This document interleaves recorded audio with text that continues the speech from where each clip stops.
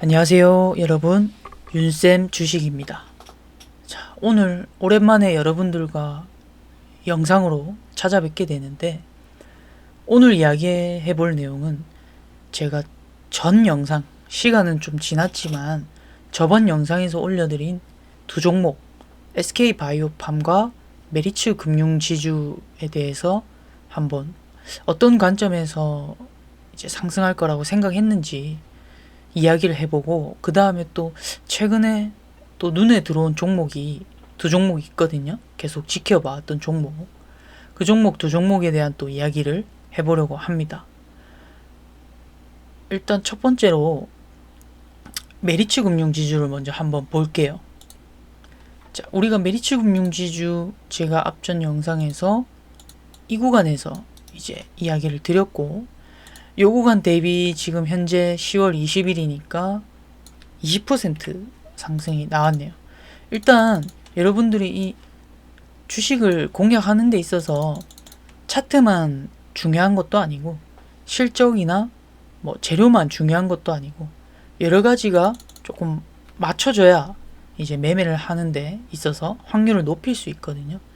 메리츠 금융지주를 잘 살펴보면, 일단 우리 앞전에 공부 영상에서도 이야기했지만 주가의 원리는 뭡니까 여러분들? 상승이 나왔으면 반드시 어떤 조정이 나오고, 조정이 나오면 어떤 상승이든 하락이든 추세 반전이 나온다, 변곡이 있다, 이렇게 말씀을 드렸었는데, 이 주가에서도 결국 메리츠 금융지주는 상승 이후에 좀 너무 많이 올랐다 보니까 잠시 쉬어가는 조정이 일어났고요. 조정이 일어나는데 거의 한 7개월간의 조정이 일어나는데, 주가가 더 이상 빠지지 않는 구간이, 바닥을 잡는 구간이 존재하고 더 이상 올라가지 않는 그런 저항대가 존재를 하게 됩니다. 이걸 우리는 간단하게 뭐라고 했죠? 박스권이라고 했죠. 결국 이 박스권을 형성하면서 옆으로 횡보 조정을 하고 있구나. 그럼 여러분들이 이쯤에서 생각해야 될 건 뭐냐면, 일단 여기까지 올라왔긴 했는데 위로 갈지 아래로 갈지는 여러분들이 확정을 지을 수가 없죠. 하지만 위로 갈지 아래로 갈지 모르기 때문에 여러분들이 다른 것도 분석을 해야 되고, 실적이라든지 어떤 상승할 만한 그런 뉴스나 모멘텀이 있는지 이런 것도 분석을 해야 되겠죠. 그래서 메리츠 금융지주는 실적도 좋고, 그 다음에 주주 환원 정책이라는 장기적인 그런 호재성 이슈도 살아있기 때문에, 그리고 수급도 많이 좋게 들어오는 상황이었고, 그런데다가 지금 현재 주도를 하고 있는 업종이 바이오도 있고 방산주도 있지만, 하나가 뭐냐면 은행, 금융 쪽, 보험 쪽이거든요. 그래서 메리츠 금융지주가 한 번 더 갈 가능성이 높겠다. 그래서 여러분들이 지켜보고 있다면, 상승으로의 이제 저항을 돌파했잖아요. 변곡이 생긴 겁니다, 이제. 그러면 여기서 사람들이 따라붙는 사람들이 굉장히 많겠죠. 상승 추세를 더 부추길 수가 있겠다. 그래서 메리츠 금융지주는 큰 위기 없이 돌파 매매를 했다면 수익권을 충분히 줄 수 있었다. 그래서 큰 차트로 보면 상승 추세에서 조정 구간에서 우리가 역시나 기회를 노렸어야 된다. 다시 상승 추세 탄생. 그럼 여러분들은 이런 구간에서 조정이구나를 미리 파악해서 기회를 노려야 된다는 거죠. 이 파동이 나오기 전에 말이죠. 그리고 여러분들이 매매를 하려면 이런 조정 파동 안에서 산 다음에 이제 상승이 나오는 파동에서는 비싸게 매도할 그런 전략만 세워야 된다는 겁니다. 자, 두 번째는 SK바이오팜인데, SK바이오팜도 제가 요 구간에서 애초에 영상을 만들었었고, 그 다음에 조정 시에도 노려야 된다, 이렇게도 이야기를 했습니다. 근데 SK바이오팜도 마찬가지로 뭡니까? 상승 이후에 조정에서 이제 쌍바닥, 우리가 잘 알고 있는 이중바닥 패턴이 나왔고, 그 다음에 주가가 상승을 했습니다. 그럼 여러분들은 요런 꼭대기 부분에서 이제 따라잡을 게 아니라 요런 조정 구간에서 지켜내는 걸 보고 잡는 게 오히려 조금 더 확률적으로 높다라고 생각을 합니다. 그럼 SK바이오팜도 차트만 봤느냐? 그게 아니죠. 첫 번째는 이 SK바이오팜이라는 종목이 실적이 영업이익이 적자에서 흑자로 전환됐습니다. 흑자로 전환된 그 배경을 살펴보니까 미국에서 SK바이오팜의 뇌전증 신약 엑스코프리가 잘 팔리고 있다. 앞으로 만약에 이 기술을 가지고 성장해 나갈 수 있겠다. 그러니까 주가가 실적에 대비해서 바닥에서 반응을 하는 거고요. 수급까지 붙었고요. 그러다 보니까 주가는 2차 상승으로의 파동이 나왔다. 그럼 여러분들이 이런 구간에서 따라잡을 게 아니라 조정 시에 지켜내는 거 보고 분할 매수를 했다면 충분히 수익권을 얻을 수 있었을 거다 라고 생각을 합니다. 자, 그러면 또 이런 종목이 뭐가 있을까 한번 생각을 해봅시다. 첫 번째는 제가 앞전에 이미 한번 말했지만 다시 한번 바이오다인입니다. 바이오다인 종목은 제가 여기 이런 구간에서 이미 한번 말씀을 드렸죠. 위기가 있었습니다. 위기는 뭐냐면 시장이 주식시장 자체가 폭락하는 거에 대해서 개인 주식들은 따라갈 수밖에 없습니다. 근데 이 종목에 모멘텀이나 힘이 살아있느냐, 이런 구간에서 지켜내고 올라오는 걸 보면서 느꼈던 거죠. 그래서 바이오다인은 세력들이 컨트롤하면서 상승을 시킬 수 있구나. 그래서 이 구간 고점 저항대 부분을 또 강력하게 거래대금이 4,700억이나 터지면서 돌파를 해줍니다.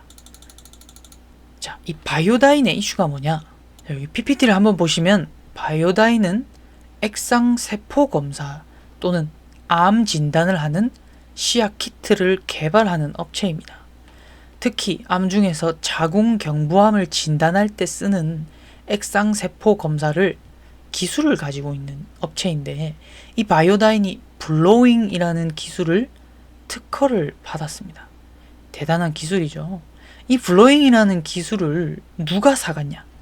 전 세계적으로 체외 진단 1위 기업인 로슈라는 기업이 블로잉 기술을 사들이게 됩니다. 이 로슈라는 기업이 블로잉 기술을 이용해서 장비를 만들죠. 체외 진단, 자궁경부암 진단을 할 수 있는 그런 장비를 만들고, 이 장비가 내년에 판매가 된다고 합니다. 판매가 될 때마다 바이오다인은 로열티, 즉 수수료를 받을 수 있습니다. 그렇게 계약을 체결했거든요. 그럼 뭡니까? 이 로슈라는 기업은 전 세계 1위 기업입니다. 자궁경부암 쪽에 대한 시장은 규모가 꽤 있습니다. 그러면 로슈의 자궁경부암 진단 키트가 판매될 때마다 바이오다인은 수출이 증가한다는 말이겠죠. 기업의 실적이 대폭 증가할 거라는 기대감은 항상 주가에서 엄청나게 상승하는 그런 재료가 됩니다. 그러다 보니까 지금 바이오다인이 선반영으로 꿈틀거리고 있다. 저는 이렇게 생각을 하거든요. 그런데 이 바이오다인은 충분히 지금 많이 올랐잖아요. 근데 왜 또 관심 종목으로 들고 왔냐? 일단 첫 번째는 신고가 영역입니다. 지금 주식시장에서 사실상 많이 상승하지 못하는 종목들이 많습니다. 신고가 영역에 있는 종목들은요, 조금만 돈이 붙으면, 거래량이 붙으면 크게 상승할 수가 있거든요. 왜냐하면 위로 뻥 뚫려 있는 하늘길이고 매물 부담이 적다는 겁니다. 그래서 바이오다인을 들고 왔고, 특히 이 바이오다인의 실적을 보면 사실 지금은 형편 없습니다. 수십억 정도의 매출과 영업 적자를 기록하고 있는데, 로슈라는 기업을 등에 업고 매출이 폭증한다면 이거는 이제 또 적자 전환, 적자에서 흑자 전환으로 가는 그런 이제 변곡점이 되거든요. 그래서 이 기업이 조정이 나오더라도 한번 더 크게 상승할 수 있는 그런 모멘텀을 가지고 있는 종목입니다. 그리고 세 번째는 뭐냐면, 지금 주식시장에서 여러분들이 생각하는 주도 업종은 뭐라고 생각하십니까? 단연 상위 레벨에 대한 종목을 봤을 때 거의 대부분 제약 바이오 업종입니다. 그래서 제약 바이오 업종이 앞으로 계속 끌고 나간다면 이 바이오다이는 조정 이후에 재차 상승 나올 가능성이 크다. 근데 어디까지 이 조정이 나올지 모르기 때문에 저는 분할 매수로 모아 간다면 한번 재반등이 나올 때 여러분들이 충분히 높은 확률로 수익을 얻을 수 있겠다. 이렇게 생각을 하고 있습니다. 재료도 좋고 실적에 대한 기대감, 신고가의 영역, 차트도 좋다는 거죠. 그리고 여러 가지 모멘텀을 봤을 때 이 종목은 한 번 더 상승 나올 가능성이 크다. 이렇게 봅니다.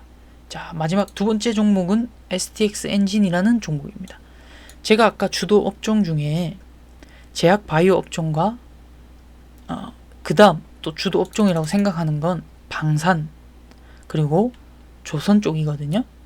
자, 이 STX 엔진은 일단 방산 쪽에서 실적이 굉장히 많이 나왔습니다. 실적이 증가하면서 무려 영업이익이 전년 동기 대비 597%, 매출액이 11.6%, 대장주는 한화 에어로스페이스, 현대로템이 지금 계속 신고가 질주를 하고 있죠. 그러다가 이런 중소형주가 한번 빵 터질 수가 있거든요. 그래서 저는 STX 엔진을 두 번째 종목으로 꼽았습니다. 이 종목은 일단 아주 장시간 동안 매물벽에 갇혀 있었습니다. 매물벽에 갇혀 있었는데 드디어 한번 뚫었거든요. 근데 힘없이 주저앉아 버렸습니다. 그래서 저는 이 STX 엔진을 생각하면서 이 종목이 이렇게 끝날까 하면서 조금 그냥 계속 관망을 했어요. 지켜봤습니다. 혹시나 지켜내주고 꿈틀꿈틀 올라온다면 실적이 괜찮고 방산주는 계속 지금 이슈가 몰아붙여지고 있잖아요. 실적에 대한 이슈도 있는데 두 번째는 계속 전쟁에 대한 이슈가 끊이지 않기 때문에 방산주는 계속 봐야 된다 생각했고 STX 엔진이 더 이상 여기서 떨어지지 않는 겁니다. 18,000원에서 19,000원 사이. 그러면서 최근에 아까 전에 SK바이오팜에서 봤었던 이중바닥, 쌍바닥을 만들고 올라와주는 모습입니다. 거래량도 조금씩 상승할 때마다 증가해주고 있고 기관 쪽, 외국인은 팔고 있지만 기관 연기금, 투신 이런 쪽의 수입이 계속 매수가 들어오고 있거든요.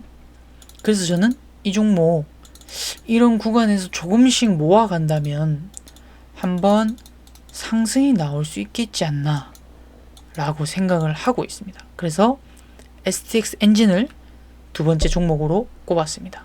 자, 제가 지금 항상 첫 번째, 두 번째 그리고 전에 얘기했던 종목들의 공통점이 뭐냐면 여러분들이 잘 생각해야 되는 게 차트적으로 매력적인 것 뿐만 아니라 두 번째는 실적도 어느 정도 받쳐주면서 그리고 앞으로 상승할 만한 기대감을 불러일으킬 만한 모멘텀도 있다는 거. 요 정도로 즉 여러 가지 좋은 점들이 겹쳐져 있어야 여러분들이 매수했을 때 주가 상승을 볼 수 있는 확률이 높아진다. 그리고 지금 특히나 시장이 안 좋기 때문에 굉장히 신중하게 접근을 하셔야 됩니다. 아무런 종목이나 상승이 나왔다가 눌림목이 나온다 해서 여러분들이 주워 담다가는 크게 물리거든요. 특히나 이런 종목을 유의하게 보셔야 되는 게 바닥에서 그냥 잠깐 상승한 종목 있죠. 준비도 없이. 그런 종목은 다시 고꾸라져 내려갈 가능성이 있기 때문에 이 종목이 물론 이렇게 상승할 수도 있지만 이런 낮은 확률에서 여러분들이 이런 공간에서 21선 또는 매매 기법이라고 담아가는 게 손실을 볼 수 있는 그런 확률이 높겠다라고 생각합니다. 자, 오늘 여기까지 SK바이오팜, 메리츠금융지주 그리고 새로운 관심 종목으로 바이오다인, STX 엔진에 대한 이야기를 해봤습니다.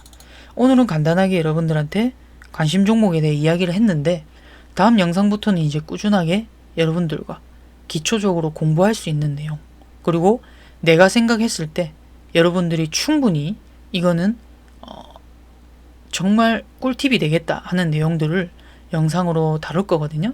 그래서 여러분들 앞으로 기대 많이 해주시고요. 같이 이 위험하고 힘든 주식시장 하나하나 천천히 공부하면서 헤쳐나가 보도록 합시다. 오늘 영상도 들어주셔서 감사하고요. 구독과 좋아요는 저에게 힘이 됩니다. 다음 영상에서 뵙겠습니다. 고생 많으셨습니다.